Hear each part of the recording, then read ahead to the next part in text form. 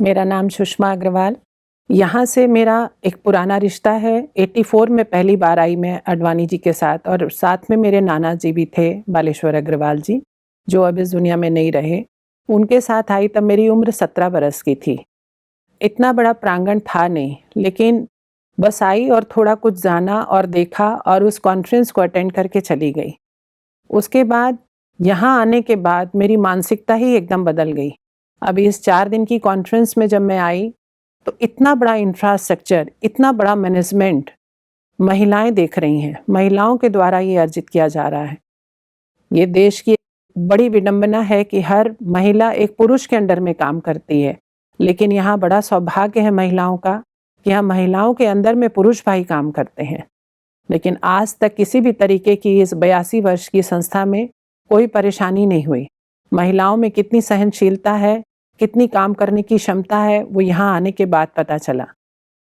और मुझे तो बहुत खुशी हुई उनका जिस तरीके से मैनेजमेंट है, चाहे वो किचन का हो, चाहे इनका खेती का हो।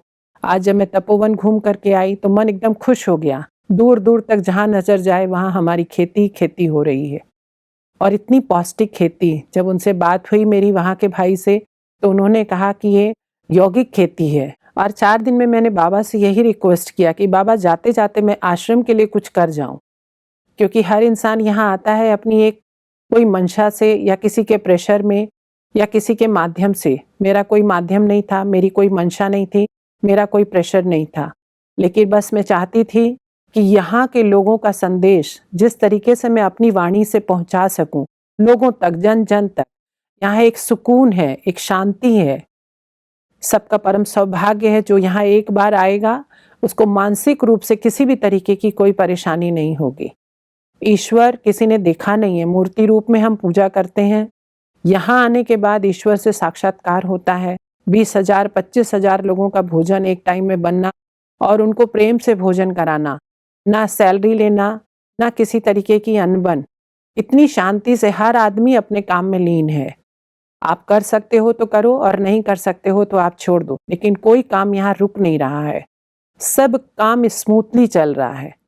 आखिर इतना बड़ा कैसे? बिना योग, बिना साधना, बिना अलौकिक शक्ति के ये सब चीजें पॉसिबल नहीं है।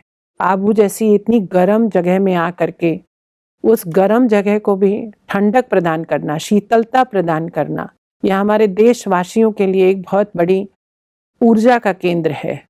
और यहाँ पर जिस तरीके से सोलार सिस्टम लगा है वो भी यूनिक है।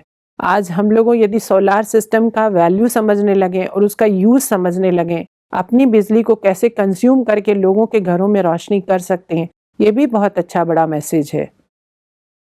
यहाँ की जितनी तारीफ की जाए उतनी कम है। मैं तो यहाँ किसी को बहुत ज़्यादा जानती नहीं थी। इनके प्रोग्रामों में मैं जुड़ी हुई थी।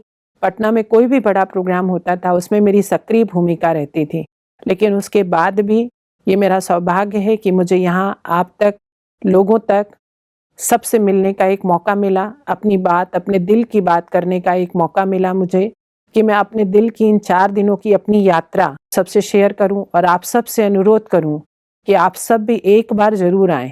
जीवन में कहते हैं हम अपनी कुल देवी के घर गए, हम अपने कुल देवता के दर्शन करके आए। आपकी कुल देवी और कुल देवता आपने देखा नहीं है, वो एक हमारी परंपरा चली आ रही है जिसको हम निवाह कर रहे हैं। लेकिन यदि आप यहाँ आएंगे तो आपके शायद कुल देवी और कुल देवता सभी के आप साक्षात दर्शन कर सकते हैं अपने आत्मज्ञान से। आप सबसे मैं अनुरोध करूंगी कि एक बार आ करके आप इस माउंट आबू में, इस ब्रह्मा कुमारी ईश्वरीय विश्वविद्यालय में आकर के आप अपने आप को धन्य कर सकें, ये आपका सौभाग्य होगा।